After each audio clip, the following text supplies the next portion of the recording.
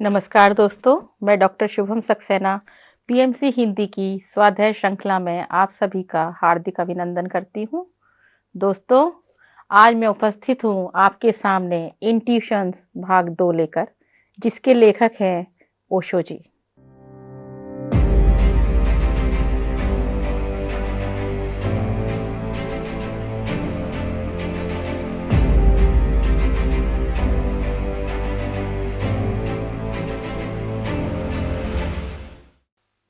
ओशो एक महान क्रांतिकारी विचारक थे, फिलोसोफर, गाइड, आचार्य, भगवान रजनीश के नाम से इनको जाना जाता है। पूर्व और पश्चिम के सेतु थे।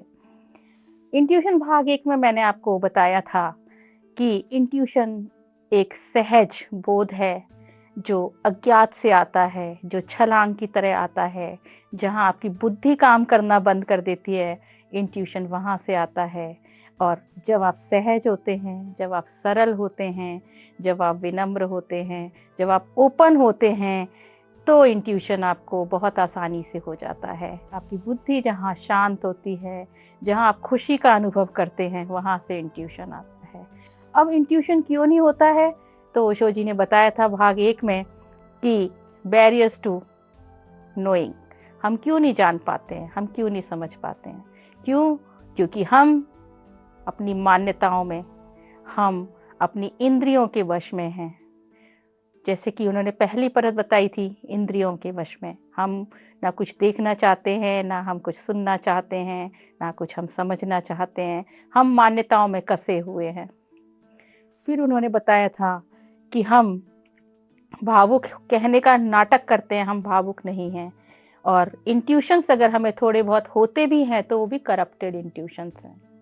और इन सब की वो साथ के साथ सहजता से, सरलता से तरीके भी बता रहे हैं कि हम किस तरीके से इंट्यूशंस तक पहुंच सकते हैं। तो जो 6वीं परत थी वो थी करप्टेड इंट्यूशंस, जिसमें वो बता रहे थे कि आपको इंट्यूशन जो फ्लैश लाइट की तरह आते हैं, और उसका उन्होंने तरीका बताया था कि फ्लैश लाइट की जगह अगर आप संपूर्णता से और हमेशा के लिए इंट्यूशंस चाहते हैं तो आपको ओपन होना पड़ेगा, आपको ध्यान में जाना पड़ेगा। और अब जब ध्यान में बैठेंगे, आप ओपन होंगे, आप दूसरों को भी सुनेंगे, आप दूसरों को भी समझेंगे, तो आपको इंट्यूशंस बहुत आसानी से होने शुरू हो जाएंगे। आपको बोध होना शुरू हो जाएगा, आपको सहज बोध होना शुरू हो जाएगा। और जिस तरीके से जो आपको फ्लैश लाइट की तरह आते थे वो अब स्थायी रूप से आएंगे। आप अपने गुरु खुद बन जाएंगे, आपको एक अंतर गुरु मिल जाएगा, आपको एक अंतर्दृष्टि मिल जाएगी। और जब आपको मार्गदर्शन चाहिए, जब आपको सहायता चाहिए, आप उसे आसानी से महसूस कर पाएंगे, उसे आसानी से ले पाएंगे। तो ये तो 6वीं परत थी कि स्थायी रूप से अब आपको इंट्यूशंस होने लग जाएंगे, मार्गदर्शन मिल जाएगा, क्योंकि आप अपने गुरु खुद बन चुके हैं। आप उस हैप्पीनेस को, उस आनंद को इंजॉय करना शुरू कर चुके हैं। आप अपनी ज्ञानेंद्रियों का, आपकी जो इंद्रियां हैं, आँखों का, नाक का, कान का, मुंह का, सब का उपयोग कर रहे हैं, क्योंकि आप ओपन हैं। आप वही देखना चाहते हैं जो आपको दिखाई दे रहा है, आप बोध कर पा रहे हैं। आपके पास धन्यवाद देना चाहिए आपको भगवान को। ओशो जी कहते हैं कि आपके पास कितने सारे द्वार हैं ओपन होने के लिए, भगवान ने कोई कमी नहीं छोड़ी है। ग्रेटिट्यूड से आपको शुरू करना चाहिए। हर समय एक आनंद की स्थिति में रहना चाहिए, हर समय आपको खुश रहना चाहिए। हर समय जो भी कुछ नया आपको सीखने को मिल रहा है उसको एक्सेप्ट करते जाना चाहिए और पुराने को गिराते चले जाना चाहिए। तो जो आपकी इंद्रियां हैं वो आपको ओपन करने में बहुत सहयोग करेंगी। आप अच्छा देख पाएंगे, सूंघने की शक्ति है आपकी, आप प्रकृति के करीब जाएंगे तो आप उसको महसूस कर पाएंगे। तो इस तरीके से जो अब इंट्यूशन जो करप्टेड था, जो कभी कभी कौंध जाता था आपके पास, अब ऐसा नहीं होगा। अब वो स्थायी होगा, क्योंकि आप ध्यान में हैं, क्योंकि आप सहज हैं, क्योंकि आप सरल हैं, और क्योंकि आप इंजॉय कर रहे हैं हर एक मोमेंट को। आप हर एक नई चीज़ के लिए ओपन हैं, आप हर एक नई चीज़ को दिल से समझ रहे हैं, क्योंकि आप भावुकता का नाटक नहीं कर रहे हैं, आप समझ रहे हैं, आप समझ करके उसको बोध कर पा रहे हैं। तो ये तो हो गया कि इंट्यूशन अब आपके पास स्थायी हो गए। अब ओशो जी बताते हैं कि आपकी जो सबसे बड़ी लड़ाई है ना, वो आपकी बाहर किसी से नहीं है, आपकी अपने आपसे है। उसका तरीका वो क्या बताते हैं कि जो हमारा राइट हैंड है, वो हमारा जो माइंड है ना, वो 2 हेमिस्फीयर में डिवाइड है, लेफ्ट एंड राइट। एक दिमाग में 2 हेमिस्फीयर है, लेफ्ट एंड राइट। तो जो हमारा राइट हैंड है, जिसको हम हमेशा इस्तेमाल करते हैं, वो हमारे लेफ्ट हेमिस्फीयर से जुड़ा हुआ है। अब लेफ्ट हेमिस्फीयर क्या है? लेफ्ट हेमिस्फीयर है आपका दिमाग, आपका ज्ञान, आपकी बुद्धि। लेफ्ट हेमिस्फीयर आपको बनाता है कैलकुलेटिव, लेफ्ट हेमिस्फीयर आपको बनाता है साइंटिस्ट, मैथमेटिशियन, लॉजिकल माइंड जहाँ पर है वो है आपका लेफ्ट हेमिस्फीयर। तो आप ज़्यादातर क्या करते हैं? आप ज़्यादातर अपने राइट हैंड को यूज़ करते हैं, और जब हम राइट हैंड को यूज़ करते हैं तो हमारा जो लेफ्ट हेमिस्फीयर है, माइंड है, वो एक्टिव रहता है और हमें भौतिक जगत में यही सक्सेसफुल बनाता है। हम एक अच्छे साइंटिस्ट बन जाते हैं। दूसरी तरफ है हमारा लेफ्ट हैंड जो जुड़ा हुआ है हमारे राइट हैंड से। अब जो ये हेमिस्फीयर है हमारा, ये कैसा है? ये पोएटिक है, पूरा उल्टा उसका। ये पोएटिक है, अतार्किक है, अवैज्ञानिक है। ये आपको एक अच्छा डांसर बना सकता है, ये आपके अंदर प्रेम और करुणा भर सकता है, ये आपको दयावान बना सकता है, जिसकी इस दुनिया में कम ज़रूरत है। पर ये दोनों हम आपस में इसीलिए लड़ते हैं कि हमारी बुद्धि एक बार कहती है ये करो और दूसरी बार कहती है ये मत करो। और जब ये करो या ना करो में जब आपस में वार्तालाप होती है, हम क्या रहते हैं? परेशान रहते हैं, हमें समझ नहीं आता और हमारा माइंड आपस में लड़ रहा होता है। तो हमें इस लड़ाई को जीतना बहुत ज़रूरी है और इसको बैलेंस करना बहुत ज़रूरी है। पहले हम क्या देखते थे, 50% ऐसा होता था कि एक पोइट भी होता था और एक अच्छा जगह पर बैठा हुआ वैज्ञानिक भी हो सकता था, डांसर भी होता था और एक कॉलेज का एचओडी भी हो सकता था। पर आज ऐसा देखना बहुत मुश्किल है, हम फोकस्ड हैं। तो हमें लेफ्ट हेमिस्फीयर और राइट हेमिस्फीयर को बैलेंस करना है और उसको बैलेंस करने के लिए हमें अपने अंदर की लड़ाई जीतनी है। और जब हम इस अंदर की लड़ाई को जीत जाएंगे तो हमें आत्मबोध बहुत आसानी से, बहुत सहजता से, बहुत सरलता से होना शुरू हो जाएगा। तो दोस्तों, आत्मबोध, पील द ओनियन, हम एक एक परत करके हटाते जा रहे हैं। तो आत्मबोध के लिए हमें एक बहुत ज़रूरी चीज़ है, वो है जैसे कि हम देखते हैं स्त्रीत्व तत्व। जब हम स्त्रीत्व ऊर्जा की तरफ बढ़ेंगे, चाहे वो पुरुष हो चाहे वो महिलाएं हो, दोनों के अंदर ये होना चाहिए। समाज को ज़रूरत है करुणा की भी, प्रेम की भी। समाज को ज़रूरत है आपके दया भाव की भी। तो महसूस करना शुरू करेंगे चीज़ों को और इस तरीके से हम आत्मबोध के करीब पहुंच जाएंगे। हम देखते हैं कि जो इंट्यूशंस हैं वो ज़्यादातर महिलाओं को आते हैं। उनके अंदर से एक आवाज़ आती है अगर कुछ भी गलत हो रहा था, जिसे सिक्स्थ सेंस बोला जाता है कई बार, कि मेरा सिक्स्थ सेंस ये बोल रहा है, एक बार लेडीज़ बोलती हैं। तो उसका कारण यही है कि उनके अंदर प्रेम करना बहुत ज़्यादा है और उनका वो हेमिस्फीयर एक्टिव है।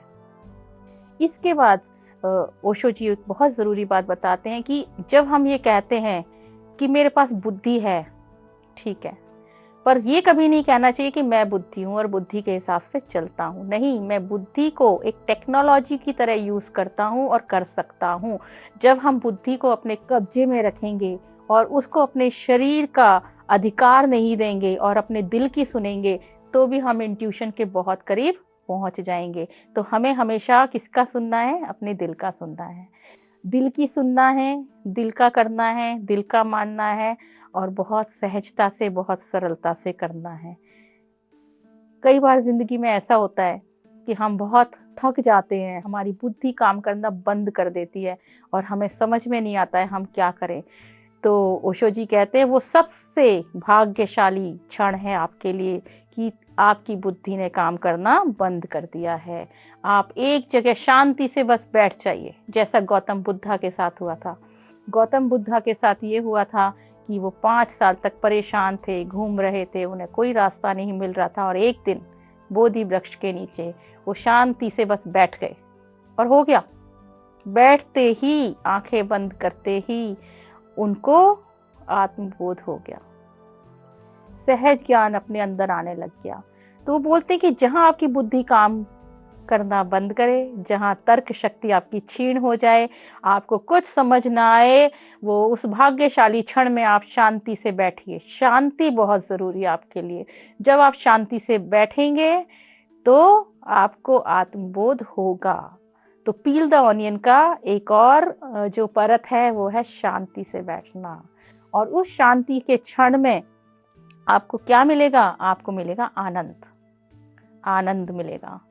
तो हमेशा इंजॉय करिए लाइफ को, ब्लेसिंग्स दीजिए भगवान को, ब्लेसिंग्स दीजिए परमात्मा को। कितने सारे द्वार आपके लिए खोल रखे हैं, कितने तरीके से इंट्यूशन आपके पास आ सकता है। और हर समय जब आप आनंदित रहेंगे, हर समय आप खुश रहेंगे, हर समय आप शांत रहेंगे, तो आपको सहजता, सरलता, ओपननेस से इंट्यूशंस होने शुरू हो जाएंगे। तो बहुत ही सरलता से, बहुत ही सहजता से हम आत्मबोध कर पाएंगे। Intuition to feeling and feeling to intuition कैसे करेंगे? कि पहले आपने सोचा, फिर आपने फील किया, फिर आपको इंट्यूशन हुआ। Thinking to feeling, feeling to intuition. कि पहले जो आप सोच रहे थे, सोच के आपने उसको महसूस करना शुरू कर दिया। महसूस करते करते जब आप चीज़ों को महसूस कर रहे हैं, चाहे वो नेचर हो, चाहे वो नदी, पहाड़, तालाब हो, चाहे आपकी भावनाएं क्यों ना हो, चाहे आप दिल से क्यों ना सुन रहे हो, वो सब महसूस करिए। फील, महसूस करना शुरू कर देते हैं तो आपको इंट्यूशंस होने शुरू हो जाते हैं। अब गौतम बुद्धा जी को जब ज्ञान की प्राप्ति हो गई और उनके परिवार ने, उनकी फैमिली ने, उनके पिताजी ने, उनकी पत्नी ने, उनके बच्चों ने क्या उनको सही माना था? ये सोचने वाली बात है। तो ओशो जी एक सवाल पूछते हैं कि आप इंट्यूशन से आपको मिलने क्या वाला है? आपको इंट्यूशंस आ गए, आप सहज बन गए, आप सरल बन गए, आप बहुत खुश हैं, आप बहुत आनंदित हैं, क्या मिलने वाला है? तो भौतिक जगत में तो कुछ नहीं कह सकता कि आप सफल होंगे इंट्यूशन मिलने के बाद। बोलते हैं सफलता का कोई एक पैमाना तो है नहीं। सफलता बहुत से पैमानों पर जाकर के मिलती है। अगर आपके विरोधी बहुत ज़्यादा हैं या आपसे होशियार लोग बहुत ज़्यादा हैं तो आप असफल भी हो सकते हैं भौतिक जगत में। कोई सफलता का पैमाना नहीं है इंट्यूशन। क्या महात्मा गांधी या हम कहें महात्मा बुद्ध या हम कहें जीसस क्राइस्ट, क्या ये सफल थे? महात्मा बुद्ध जो थे, उनके पूरे परिवार ने उनको गलत माना। एक राजा का पुत्र होकर के, घर छोड़ करके बोध की प्राप्ति के लिए अगर वो बाहर जा रहा है तो उसकी पत्नी, उसके बच्चे, सभी ने उनको गलत समझा। किसी ने भी उनको सही नहीं समझा। तो क्या ये सफलता है? जीसस क्राइस्ट 33 साल की उम्र में जिनको क्रॉस पर चढ़ा दिया गया और जिसके साथ ऐसा किया गया, जिन्होंने उनको चढ़ाया, वो लोग बहुत सालों तक जीवित रहे। तो क्या ये सफलता है? बोलते ये सफलता का पैमाना नहीं है। पर एक चीज जो निश्चित आपको मिलेगी इस इंट्यूशन से, वो ये होगी कि आप बहुत खुश रहेंगे, ब्लिस, बहुत आनंदित रहेंगे। और ये जो परम आनंद की स्थिति है, ये इसकी सबसे बड़ी सफलता है, सबसे बड़ी सफलता। तो ओशो जी बोलते हैं कि एक तो आपकी दिमाग वाली बुद्धि होती है और एक दिल वाली बुद्धि होती है। अब जो दिमाग वाली बुद्धि है वो आपको क्या बना रही है? वो आपको बना रही है साइंटिस्ट, वो आपको बना रही है रोबोट, वो आपको बना रही है कैलकुलेटिव, वो आपको बना रही है लॉजिकल, तार्किक। हर चीज में आप तर्क ढूंढते हैं, हर चीज में आप बुद्धि को फंसाते हैं, ब्रेन स्टॉर्मिंग करते हैं, अपने दिमाग को फंसाते हैं। भौतिक जगत में आप बहुत सक्सेसफुल हो सकते हैं, पर जब बात आती है आपके दिल वाली बुद्धि की, वो आपको क्या दे रही है? वो आपको दे रही है कि आप प्रेम से भर गए हैं, आपके अंदर करुणा ही करुणा है, आप दूसरों को दया देते हैं, आप एक अच्छे पोइट बन सकते हैं, आप बहुत अच्छी कविताएं लिखेंगे, बहुत सुंदर कविताएं लिखेंगे जो आपके दिल को ठंडा रखेगी। आपका जो जीवन है वो नृत्यमय हो जाएगा। आप डांस करेंगे, आप डांस को एंजॉय करेंगे, आप फेस्टिविटी को एंजॉय करेंगे, आप जितने भी हम त्योहार मनाते हैं, तीज त्योहार, उन सब को बहुत एंजॉय करेंगे क्योंकि आप दिल से उसको महसूस करेंगे। आपकी जो ज़िंदगी है वो नृत्य में हो जाएगी, फेस्टिविटी होगी, प्यार ही प्यार होगा, करना ही करना होगी, सब एक दूसरे को हंसते हुए देखेंगे, हाँ सब बहुत खुश दिखाई देंगे। तो ये जो प्रेम, करुणा, प्रसन्नता सब जो आपके पास आ रही है, ये किससे आ रही है? ये दिल की बुद्धि से आ रही है।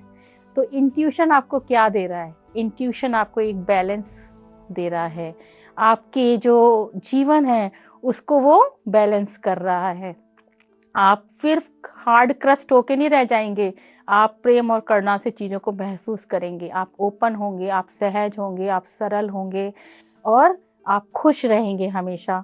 तो इंट्यूशन से आपको खुशी मिलने वाली है, इंट्यूशन स्थायी रहने वाला है। आपके अंदर से जो निकल के आएगा वो कैसा होगा? चिरस्थायी, जो आपको हमेशा सही चीज़ों पर ले जाएगा। क्या सही है, क्या गलत है, बुद्धि को मास्टर आपने नहीं बनने देना है, आपने अपने दिल का मास्टर बनना है। आपने thinking to feeling and feeling to intuition पे चलना है। आप जैसे हैं वैसे अपने आप को स्वीकार कीजिए, बिल्कुल नहीं सूझिए, ना बिल्कुल मत सोचिए कि आप कैसे हैं। आप जैसे हैं, अगर आप उसी चीज़ में अपने आप को स्वीकार कर लेते हैं, किसी से कुछ आपको ये समझना नहीं है कि मैं कम हूँ या ज़्यादा, आप कितने खुश रहने वाले हैं क्योंकि आप सहज बन गए हैं। हर परिस्थिति में आप वैसे ही रहे, चाहे वो मृत्यु की परिस्थिति हो, चाहे वो कहीं पर त्योहार की परिस्थिति हो या खुशी हो या गम, आपने जैसे आप हैं आपको वैसे ही स्वीकार करना है। तो इस तरीके से जो इंट्यूशन है, ओशो जी बताते हैं कि परत दर परत जो सदियों से हमारे ऊपर जमी हुई थी उसको हमने हटाना शुरू किया, और जब हम उसको हटाते जा रहे हैं, पील द ऑनियन, एक एक परत जब हम हटाते जा रहे हैं तो बैरियर्स टू नोइंग खत्म हो गए। बैरियर्स टू नोइंग खत्म होते ही आपको एक आत्मबोध होना शुरू हो जाता है, और उस आत्मबोध से जो आपका जीवन है वो पूरी तरह से उल्लास में हो जाता है, पूरी तरह से आपका जीवन आनंदमय हो जाता है, ब्लिसफुल लाइफ। तो जैसे ब्लिसफुल लाइफ मैं जी रहा हूँ वैसे ही ब्लिसफुल लाइफ पाना इंट्यूशन के थ्रू बहुत ही आसान हो जाती है। और जब हम परम आनंद स्थिति में रहते हैं तो जिसने इस परम आनंद को महसूस किया वो यही कहेगा कि इससे अच्छी स्थिति कोई भी नहीं हो सकती। तो दोस्तों, मुझे आशा है कि आप सभी को ओशो जी की बताई गई सारी स्ट्रैटेजीज, जिसमें नंबर 1 है कि हमें अपनी इंद्रियों को ठीक करना है, हमें हर इंद्री का सही उपयोग करना है, और हर इंद्रियों के लिए हमें ओपन रहना है। फिर हमें अपनी मान्यताओं को धीरे धीरे गिराना है और नई मान्यताओं के साथ अपनाते जाना है। फिर हमें जो युक्तिकरण है उसको कम करना है, भावुकता को सही मायने में अपनाना है, और उसके बाद किसी के मामले में हमें इंटरफेयर नहीं करना है। जो जैसा कर रहा है, सबका अपना काम है, सब अपना काम यहाँ पर करने आए हैं और उसी को करना है, किसी दूसरे के काम में हमें टोका टोकी या इंटरफेरेंस नहीं करना है। और फिर हमें ध्यान लेना है, ध्यान से हमें अपना गुरु चुनना है जो हमारे अंदर ही है, मार्गदर्शन लेना है जो हमारे अंदर ही है। हमें राइट हेमिस्फीयर और लेफ्ट हेमिस्फीयर दोनों में बैलेंस बना के चलना है, और हमें स्त्रीत्व तत्व का, स्त्रीत्व ऊर्जा का भी जो तत्व है वो अपने अंदर लेकर के आना है। जब हम उसको अपने अंदर लेकर आएंगे तो हम प्रेम और करुणा से भरते चले जाएंगे, और इंट्यूशन बहुत सहजता से हमें होता चला जाएगा। बुद्धि को हमें अपना हथियार बनाना है, टेक्नोलॉजी की तरह यूज़ करना है, मास्टर हमें उसे अपना नहीं बनाना है। और हमें अपनी दिल की बुद्धि का उपयोग करना है जो हमें ये सिखाती है कि हम कैसे अपनी ज़िंदगी को एक त्योहार की तरह सेलिब्रेट कर सकते हैं, कैसे त्योहार की तरह मना सकते हैं, बहुत अच्छे से उल्लासमय जीवन को हम कैसे जी सकते हैं, एक ब्लिसफुल लाइफ कैसे जी सकते हैं। और खुशी इसका मुख्य हथियार है कि हमें हमेशा प्रसन्न रहना है, खुश रहना है, ब्लिसफुल रहना है, आनंद में रहना है हमेशा। और फिर बुद्धि को एक कोने में छोड़ करके शांति से आत्मबोध की तरफ बढ़ना है। यही है ओशो का इंट्यूशन। तो भाग 2 में आज इतना ही, और मैं आशा करती हूँ आप सभी को ये पसंद आया होगा। आप लोग सभी स्वाध्याय करते रहिए और पीएमसी हिंदी के साथ जुड़े रहिए। बहुत बहुत आभार व्यक्त करती हूँ। नमस्कार। Thank you.